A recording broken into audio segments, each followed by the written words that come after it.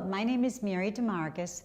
I'm a registered nurse and a geriatric care manager at Private Home Care in Marblehead, Massachusetts. We as geriatric care managers take care of the elderly.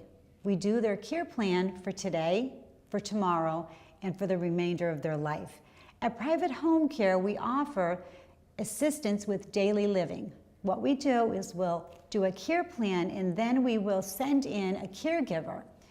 Oftentimes, the elderly need help with bathing, dressing, toileting, and medication management, not to mention assisting them with their meals.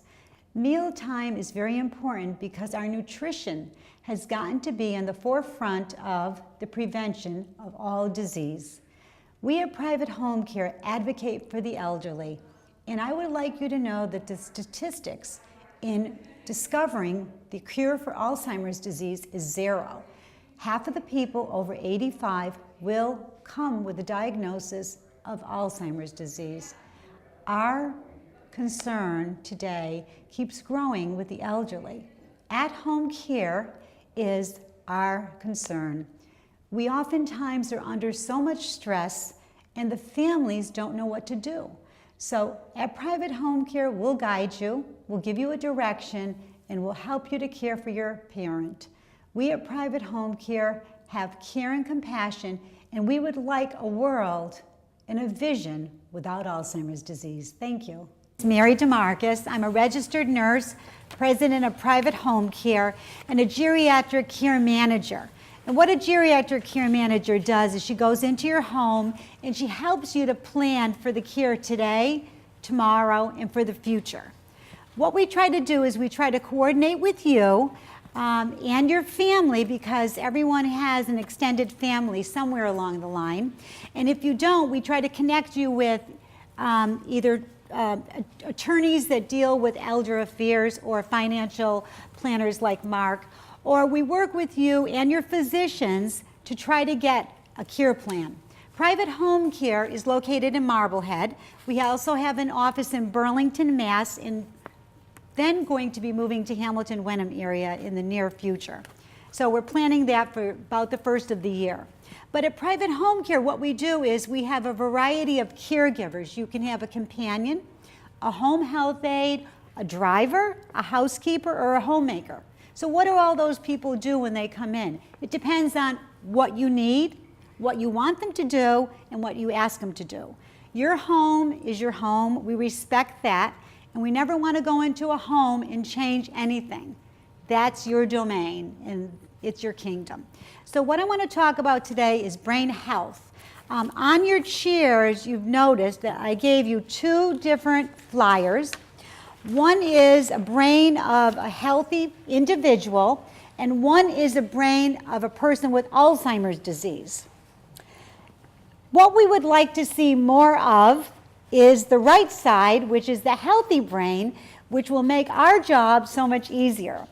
But right now, we only are seeing, when they come to us at Private Home Care, is the Alzheimer's brain and the advanced stages of Alzheimer's disease. This is very difficult for the person with the disease and also very difficult for the family member who has to take care of the individual with Alzheimer's disease. Now, when we talk about Alzheimer's disease, what does it mean? It's a progressive degenerative disease of the brain.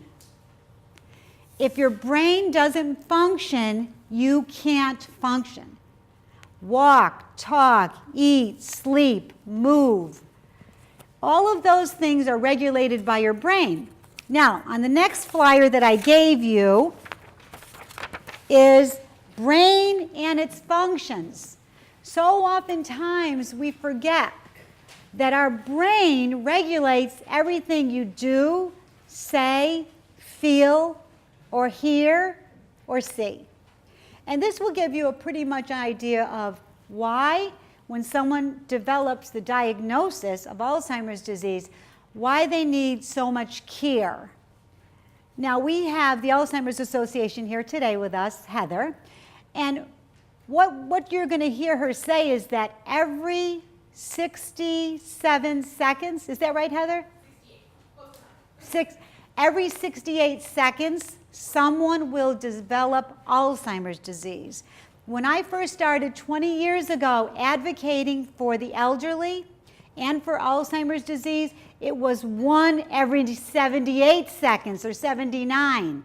So things have gotten much worse over the years, and now it's 1 person every 68 seconds.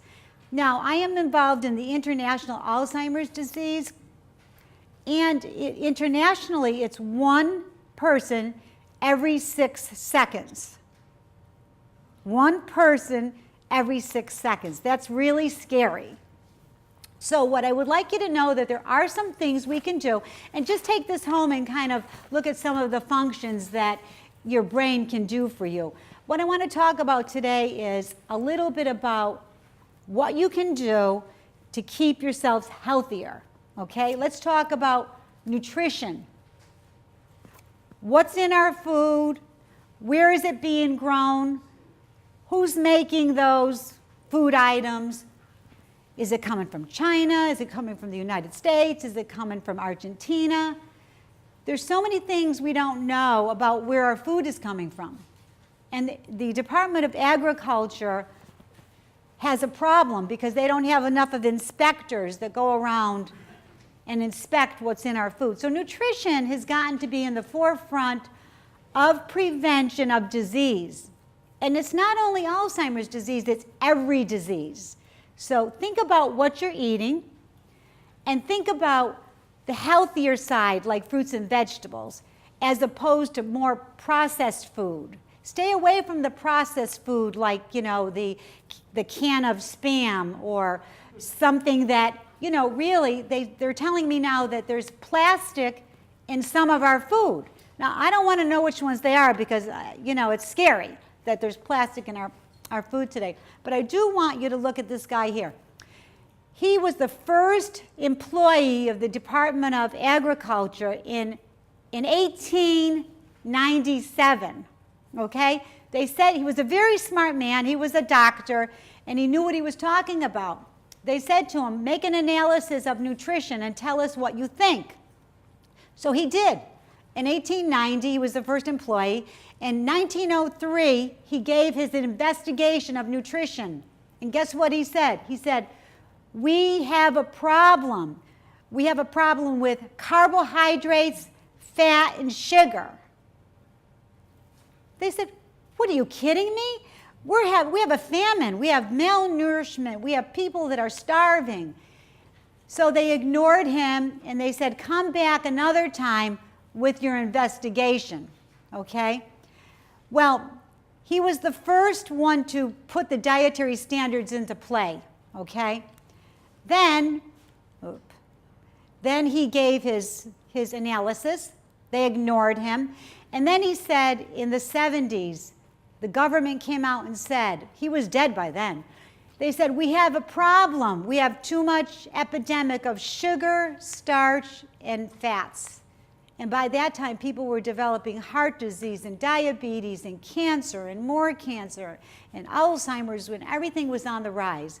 So we have to really focus on nutrition, and you're going to hear more about that from Christina Lucas, who's going to talk about nutrition. And I think that it's important for you to realize that the focus not only on high blood pressure to prevent Alzheimer's and high cholesterol, exercise regularly, get at least 30 minutes 3 times a week if you can do anything. Focus on side effects of medication and try to do things in a more comfortable manner, and that is how you're going to prevent getting those diseases, especially diabetes. But we're looking at brain cells here. And I want you to know, if you've got a problem in that part of your brain, your cerebellum, you're going to have coordination problems. And if you have a problem in the cerebellum, you're going to not be able to solve problems thinking or movement. So our brain is important. And look at the stem part of our brain that controls your breathing and digestion and heart. All of these things really matter. So Alzheimer's disease is very scary because it doesn't regulate all of these functions. And we also think about, if you can't think and you can't transmit your thoughts, then you can't complete sentences. So those parts of the brain are deteriorating. The occipital lobe affects your vision. This is what it looks like, your brain on an MRI under the microscope. There's 100 billion and 100 trillion transmissions right there, right in your brain, so you didn't know how smart you were. 100 trillion transmissions. And those are being transmitted. And there's the plaques. Those brown spots is Alzheimer's disease. That's how we know pretty much that your brain is being affected.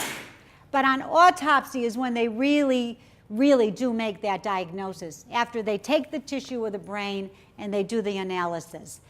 There's the pathology. The healthy brain, and look how much it's shrunk. There's a big difference in the shrinkage of the brain.